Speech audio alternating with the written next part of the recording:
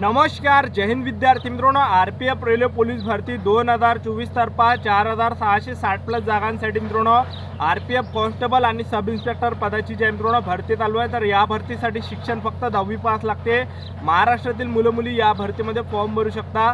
तर ऑनलाईन पद्धतीने जे फॉर्म आहे मित्रांनो हे 15 एप्रिल 2024 पासून फॉर्म भरणे सुरू झाले आहे। फॉर्म भरण्याची शेवटची तारीख मित्रांनो या ठिकाणी 14 मे 2024 आहे। तर 14 मे जे आहे मित्रांनो जवळ आलेली आहे, फक्त एकच दिवस राहिला आहे। तर ज्या पण विद्यार्थ्यांनी फॉर्म भरला नसेल तर तुम्ही या ठिकाणी फॉर्म भरू शकता 14 मे 2024च्या अगोदर। ठीक आहे। तर पहा मित्रांनो या भरतीसाठी शिक्षण फक्त 10वी पास लागते।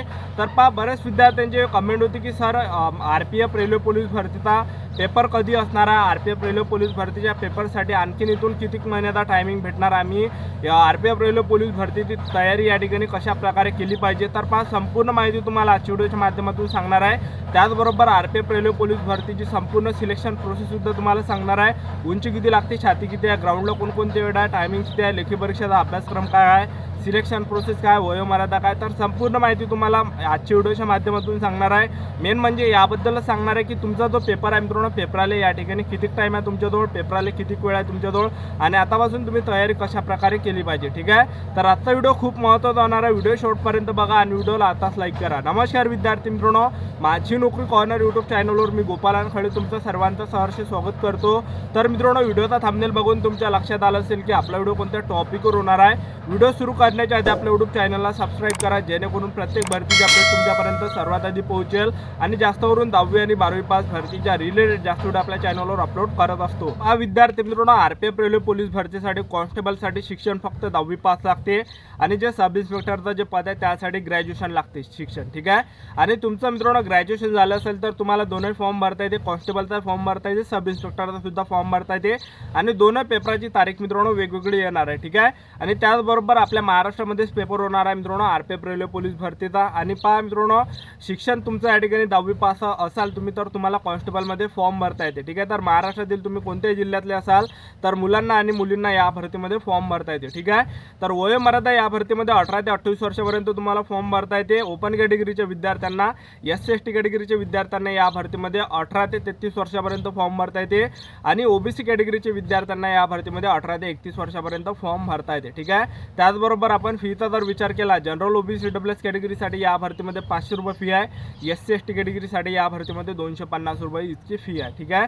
त्याचबरोबर नोकरीचं जे ठिकाण आहे हे संपूर्ण भारत आहे आणि तुमचं जर या ठिकाणी सिलेक्शन झालं तर पगार तुम्हाला 21,700 ते 69,100च्या दरम्यान मिळणार आहे। तर एकदम शाही ड्युटी आहे मित्रांनो आरपीएफ रेल्वे पोलीस भरतीची। तर रेल्वे स्टेशनवरच आपल्याला ड्युट्या करावं लागते आणि रेल्वेच्या मालमत्तेची सुरक्षा करणं हे मित्रांनो आपलं काम असते आणि 8 घंटेचीच मित्रांनो हे ड्युटी असते आरपीएफ कॉन्स्टेबलची। ठीक आहे। तर पहा आतापासून चांगली तयारी चालू ठेवा, आतापासून अभ्यास सुद्धा चालू ठेवा, कारण की या भरतीमध्ये सर्वात आधी लेखी परीक्षा होणार आहे। दुसऱ्या टप्प्यामध्ये तुमचं फिजिकल, तिसऱ्या टप्प्यामध्ये तुमचं डॉक्युमेंट व्हेरिफिकेशन आणि चौथ्या टप्प्यामध्ये तुमचं मेडिकल, अशी संपूर्ण सिलेक्शन प्रोसेस आहे। तर आतापासून तुमच्याजवळ टाईम आहे मित्रांनो, तर आतापासून अभ्यास करा, चांगला इमानदारीनं अभ्यास करा, आतापासून मेहनतीनं अभ्यास करा, 8-8 घंटे 10-10 घंटे सेल्फ स्टडी करा। ठीक आहे। तर पहा मित्रांनो पेपरसाठी या ठिकाणी तुम्हाला किती महिन्याचा टायमिंग भेटणार आहे ते तुम्हाला या ठिकाणी सांगून देतो।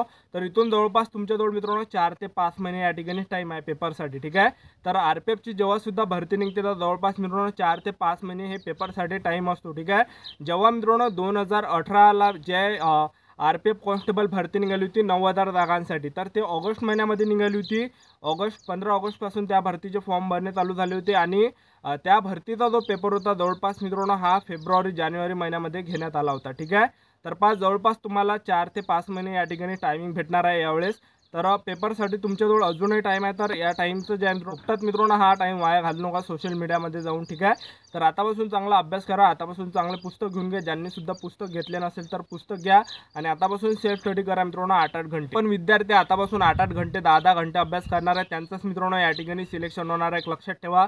आणि तुम्हाला सांगतो तो मित्रांनो जनरल नॉलेजला आतापासून तुम्ही 4 ते 5 घंटे द्या जीकेसाठी। ठीक आहे। त्याचबरोबर रिजनिंगसाठी 2-3 घंटे द्या आणि गणितासाठी सुद्धा तुम्ही 2 घंटे द्या। तर अशा प्रकारे तुम्हाला अभ्यासाचं नियोजन या ठिकाणी करायचं आहे। तर जनरल नॉलेजला तुम्ही जास्त टायमिंग द्या आणि लुसेंट या पुस्तकातूनच तुम्ही अभ्यास करा, कारण की त्याच पुस्तकातले मित्रांनो पेपरला प्रश्न विचारले जाते। ठीक आहे। तर जवळपास 70% प्रश्न जे मित्रांनो हे लुसेंटमधले विचारले जाते परीक्षेमध्ये। तर आतापासून तुम्ही चांगली तयारी चालू ठेवा जीकेची सुद्धा।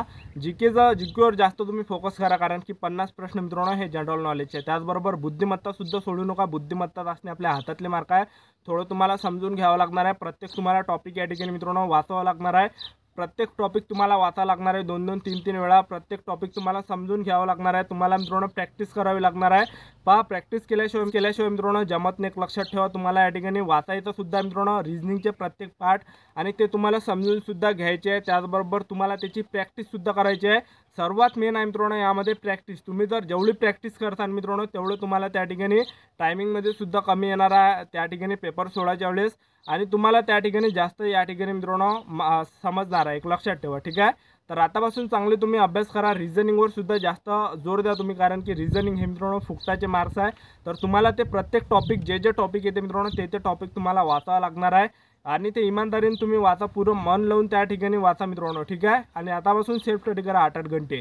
तर सर्वात आधी लेखी परीक्षा होणार आहे तुमची या ठिकाणी 120 मार्काची, ज्यामध्ये जनरल नॉलेजचे 50 प्रश्न, गणिताचे 35, बुद्धिमत्ता चाचणीचे 35 प्रश्न, टोटल 120 मार्काची तुमची लेखी परीक्षा असणार आहे. नेगेटिव्ह मार्किंग 3 असे केवढे आहे, आणि तुम्हाला 1.5 घंट्याचा टायमिंग भेटणार आहे. दुसऱ्या टप्प्यामध्ये तुमचं फिजिकल असणार आहे. पुरुष उमेदवारांसाठी उंची 165 सेंटीमीटर लागते. महिला उमेदवारांसाठी उंची यामध्ये 157 सेंटीमीटर लागते. छाती 80 सेंटीमीटर, फुगून 5 सेंटीमीटर भरले पाहिजे पुरुष उमेदवारांसाठी. तुम्ही जर SC/ST कॅटेगरीचे पुरुष उमेदवार असाल तर पुरुष उमेदवारांसाठी उंची 160 सेंटीमीटर, महिला उमेदवारांसाठी उंची यामध्ये 152 सेंटीमीटर, छाती 77 सेंटीमीटर, फुगून 5 सेंटीमीटर भरली पाहिजे. त्याचबरोबर आपण ग्राउंडचा जर विचार केला तर 1600 मीटर रनिंग आहे पुरुष उमेदवारांसाठी, आणि 5 मिनिट 45 सेकंडपर्यंत तुम्हाला टायमिंग भेटणार आहे. 5 मिनिट 45 सेकंडपर्यंत तुम्ही आले तर तुम्ही ग्राउंड क्वालिफाय असणार आहे. ग्राउंडसाठी मार्क्स नसते, ठीक आहे. त्याचबरोबर लॉंग जम्पसुद्धा आणि हाय जम्पसुद्धा. त्याचबरोबर महिला उमेदवारांसाठी या भरतीमध्ये ग्राउंडचा जर विचार केला तर 800 मीटर रनिंग आहे कॉन्स्टेबलसाठी, आणि 800 मीटर रनिंगसाठी 3 मिनिट 45 सेकंडपर्यंत या ठिकाणी टायमिंग भेटणार आहे. जे पण महिला उमेदवार 3 मिनिट 45 सेकंडच्या अंदर येणार आहे ते ग्राउंड क्वालिफाय असणार आहे, ठीक आहे. तर मार्क्स वगैरे काही नाही यामध्ये. लॉंग जम्पसुद्धा आणि हाय जम्पसुद्धा आहे, ठीक आहे. तर एवढं यामध्ये फिजिकल आहे. त्याचबरोबर सब इन्स्पेक्टरचं जे फिजिकल आहे, पुरुष उमेदवारांसाठी उंची 165 सेंटीमीटर, महिला उमेदवारांसाठी उंची 157 सेंटीमीटर, छाती 80 सेंटीमीटर, फुगून 5 सेंटीमीटर भरले पाहिजे पुरुष उमेदवारांसाठी. आणि सब इन्स्पेक्टरसाठी SC/ST कॅटेगरीसाठी उंची लागते यामध्ये 160 सेंटीमीटर पुरुष उमेदवारांसाठी, महिला उमेदवार जर असाल तर 152 सेंटीमीटर, छाती 77 सेंटीमीटर, फुगून 5 सेंटीमीटर भरले पाहिजे पुरुष उमेदवारांसाठी. त्याचबरोबर आपण सब इन्स्पेक्टरमध्ये ग्राउंडचा जर विचार केला तर पुरुष उमेदवारांसाठी 3 इव्हेंट आहे. 1600 मीटर रनिंग आहे सब इन्स्पेक्टरला पुरुष उमेदवारांसाठी, आणि 1600 मीटर रनिंगसाठी 6.5 मिनिटाचा तुम्हाला टायमिंग भेटणार आहे, जो की सर्वात बेस्ट आहे. आणि लॉंग जम्पसुद्धा आणि हाय जम्पसुद्धा या ठिकाणी सब इन्स्पेक्टरला. त्याचबरोबर महिला उमेदवारांचं जे सब इन्स्पेक्टरचा जे ग्राउंड आहे तर महिला उमेदवारांसाठी 800 मीटर रनिंग आहे. 800 मीटर रनिंगसाठी या ठिकाणी 4 मिनिटाचा टायमिंग भेटणार आहे, जो की सर्वात बेस्ट आहे, ठीक आहे. त्याचबरोबर लॉंग जम्पसुद्धा असणार आहे आणि हाय जम्पसुद्धा असणार आहे, ठीक आहे. तर अशा प्रकारे संपूर्ण selection process RPF railway police भरतीची सर्वात आधी लेखी परीक्षा होणार आहे. दुसऱ्या टप्प्यामध्ये तुमचं फिजिकल, तिसऱ्या टप्प्यामध्ये तुमचं डॉक्युमेंट व्हेरिफिकेशन, चौथ्या टप्प्यामध्ये तुमचं मेडिकल. तर अशा प्रकारे संपूर्ण सिलेक्शन प्रोसेस आहे. तर आतापासून तुमच्याजवळ टाईम आहे, 4-5 महिने तुमच्याजवळ टाईम आहे. तर आतापासून इमानदारीने अभ्यास करा, ठीक आहे. आतापासून चांगली तयारी करा, ठीक आहे. तर जे पण विद्यार्थी इमानदारीने अभ्यास करणार आहेत त्यांचंच मित्रांनो सिलेक्शन होणार आहे. आणि एक लक्षात ठेवा मित्रांनो, ही भरती 10वी पाससाठीच आहे, आणि तुमची जे मित्रांनो फॉर्म भरण्याची शेवटची तारीख जवळ आलेली आहे. 14 मे 2024 हे फॉर्म भरण्याची शेवटची तारीख आहे, ठीक आहे. तर ही होती मित्रांनो संपूर्ण माहिती RPF रेल्वे पोलीस भरतीबद्दल. तर आजचा व्हिडिओ आवडला असेल तर व्हिडिओला लाईक करा, शेअर करा, सबस्क्राईब करा. तर आजच्यासाठी इथंच थांबतो. भेटूया नेक्स्ट व्हिडिओमध्ये. जय हिंद, जय भारत.